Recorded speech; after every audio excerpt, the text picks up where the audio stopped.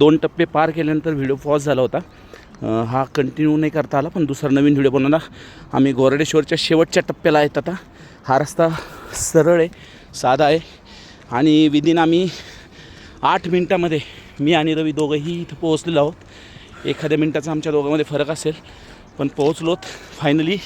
हा तुम्ही बघू शकता. आता हा रस्ता सरळ आहे मंदिराकडे जाणारा.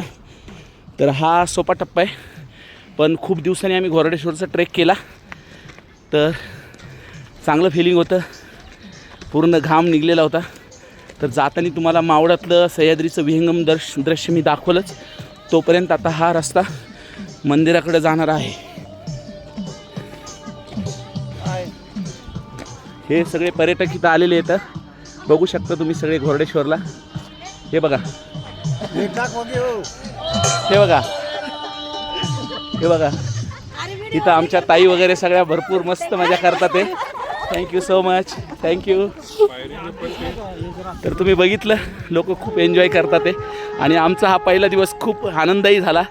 असं वाटलं की चला पहिला दिवस मस्त मजेत गेलेला आहेत. तर सगळे इथं आलेले आहेत. पुढचा टप्पा तुम्हाला मी लवकरच गोरडेश्वरचं मंदिर दाखवेल. थँक्यू. हा बघा, आता हा रस्ता चांगला बनवून घेतला आहे. मंदिरापर्यंत जाण्याचं आम्ही खूप दिवसांनी आलो, आम्हाला माहीत नव्हतं, पण हा रस्ता पण छान झाला आहे. बघता इथं भरपूर लोक आहेत. हे बघा, हा पण आहे. पुढच्या वेळेस नेक्स्ट टाईम हा आम्हाला चढायचं आहे वर. आम्ही ठरवलं आहे त्या मंदिरातनं असं जाऊन आम्ही ठरवलं होतं लेण्यामध्ये